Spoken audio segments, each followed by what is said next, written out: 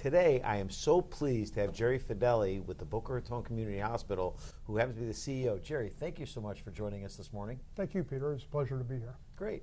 You know, Jerry's been in the community now for going on 10 years, right? Yes. And, you know, I know you took over the hospital back when it was really struggling considerably, and I cannot believe the job that you've done turning around that hospital. Can you walk us through some of the things that you've done in the hospital over almost the last decade to get us to where we're at today? Yeah, I'd be pleased to. You know, about 10 years ago, the hospital was having some very difficult financial problems.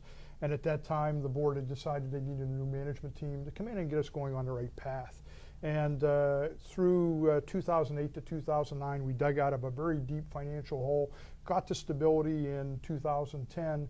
And while I'm very proud of that because we saved a very valuable community asset for Boca Raton, I'm even more proud of what's happened from 2010 to today.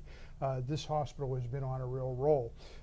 We changed the name from Boca Raton Community to Boca Raton Regional. May not seem like such a big deal, but it was really a perspective that we had to be bigger and more sophisticated and actually serve a bigger geography. Not in any way to step away from the community, but if we were going to be here for the long term, to serve the community with the best health care, sure, that's what we needed to do. And so we've invested over the last 7 years, literally tens and tens of millions of dollars. We opened the new Lynn Cancer Institute, first and foremost, just about 10 years ago.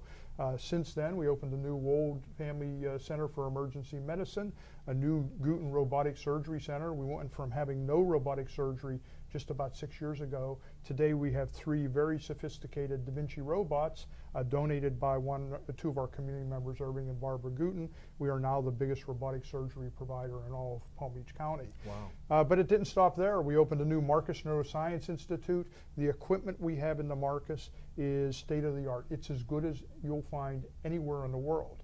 It is that good. After that, the new Women's Health and Wellness Center. It is a spectacular facility.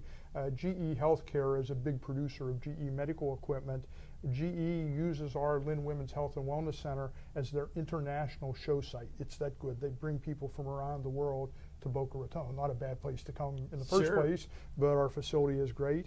We just opened a couple months ago the new Gloria Drummond Rehabilitation Institute. And for people that don't know the story of Boca Raton Regional, Gloria Drummond was really the first lady of the hospital. She lost her children in a tragic poisoning. There wasn't a hospital back in the early 60s in Boca Raton, and Gloria made it her passion to build this hospital. So we just opened that about 2 months ago. If another hospital did any one of those things in a 5-year period, you'd think they were on a real roll. In fact, if you look at the hospitals in the area, nobody has done even one of those things in 5 years. We're doing one every year. So we've really transformed Boca Raton Community Hospital from a very able community hospital to a very sophisticated academic medical center, added teaching of young physician residents in medicine and surgery in affiliation with FAU, and we've been on a real roll. I'm very proud of where we've come. But you haven't stopped there, because I know you have big plans coming in the very near future, and I mean, just from you being on the chair of the chamber last year and listening to some of the things you talk about with the chamber, I know just in the very near future, you have some big plans coming up. What are some of the plans coming up? Yeah, I'm very excited. When you think about all the things I talked about, many of those programs and facilities are outpatient focused. What I did is I made the argument to the board, this is our 50th anniversary. And congratulations. Yeah, we're really excited about it. I mean, you think about all the trials and growth the hospital's gone through over a 50-year period. But our core inpatient facility now, parts of it are 50 years old. Sure. It was opened in 1967. So I said to the board, a lot of the investment and development has been in the outpatient side. That's good, we need that, but we really need to come back into the core facility now and rebuild the core hospital. And so they approved a 4-point master facility expansion. It includes a new parking garage, which parking to many people may seem pretty mundane until you have to come to the hospital and you can't find a parking place. And particularly if you're older or sick, it's a trial. So a new parking garage that we start later this year. Following that, a new inpatient bed tower. It will expand our bed capacity. We're growing like crazy, and move us toward all private rooms, which we need very badly, because we still today have many semi-private rooms. new and expanded operating rooms, and then a power facility to support all of that. We'll expand the footprint of the hospital in terms of square footage by about 50%. And when this project is done, it's a 4 or 5 year project to get all those pieces done, because we're really rebuilding a hospital in place while we're operating a hospital. But when that's done in the next 4 or 5 years, over a period of about little less than 15 years, we have gone from an aging, failing, decent community hospital to a brand new, spectacular academic medical center. I'm really excited about it. That's great. Now, you brought up a point earlier and talked about this regional facility. Yes. Now, are people becoming more and more apt to travel to Boca to come to your hospital? Yes, there's no question about it. It's actually interesting. When I came almost 10 years ago, we have town hall meetings in many of the gated communities over the winter months where we go and tell people, talk about our services. And one of my very first ones, when I'm new in town and we were losing a lot of money and kind of nervous, wanted to do the right thing, a little old gentleman comes up to me and he says, "You know where you go when you really get sick, don't you?" And I'm thinking, boy, I hope he doesn't say one of our competitors. And it was actually worse than that. He looked at me and he kind of smiled a bit and he says, "You go to the Fort Lauderdale airport to go to New York or Cleveland or Baltimore, where the great academic centers were." And it was a very cutting comment. And of course, he was just making light of it, but there were many people traveling out of town. Not only have we reversed that tide, we now have, as you know, many of our residents in Boca Raton are seasonal residents. Sure. Many of them come from the New York or northeastern area. We now have residents that when they have very sophisticated problems in cancer or neuro, they actually call us and say, "I'm coming to Boca for my care," because the equipment you have is as good as anywhere in Baltimore, Cleveland, or New York. Better in many cases. The doctors you have have national and international reputation, so I'm coming there for my care. So we're seeing that happening. Plus, the other thing you see is just on a regional basis. Our market used to be very concentrated in Boca Raton. If you go into our emergency department on any day, and we've increased our volume in our emergency department by 50%, from 35,000 admissions a year to over 55,000 admissions a year. Wow. Those 35,000 used to be all Boca Raton. Now if you go down in the rooms or the waiting area and ask people where you're from, they've traveled past 2, 3, 4 other hospitals to get to Boca Raton Regional. And when you ask them why, the answer is very clear. You got better care here. You got staff that's more engaged. I am a customer or patient satisfaction zealot. They say you treat us better, and that's why we'll take the time to drive past several other hospitals to come to Boca Raton Regional. That's phenomenal. What are some of the other things you can tell me about some of your other initiatives you're having at the hospital that are important? I mean, how about outreach in the community? Yes. You've seen some of like the MedMDs Yes. and some of the other things. Do you guys have any aspirations for some of those core products? Yes, we do. In fact, it was interesting when I first came to Boca Raton. As you know, we're located in the southern portion of Palm Beach County. It was almost like the county line between Palm Beach and Broward was a barrier. And you're not the first person that said that that's sat here. I mean, it was very real. And you look into northern Broward County, you've got great markets there that need health care, obviously. And when I asked why we didn't serve those, the answer was just kind of, it wasn't negative or they didn't look down. It's just we don't do that. It's a different area.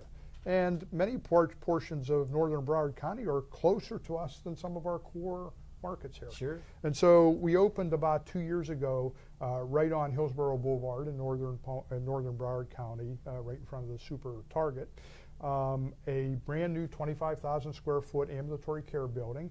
It has primary care physicians in it, orthopedic physicians in it, an imaging center, a women's center outpost, and an urgent care center, so 24-hour type of clinic.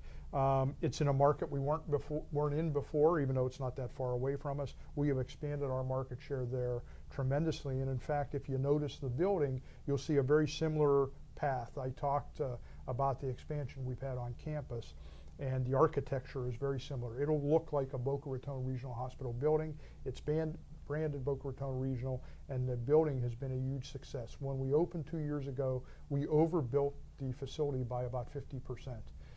I'm happy on one hand to say, but dismayed on the other. In just a short 2 years, we're out of space. We're at capacity.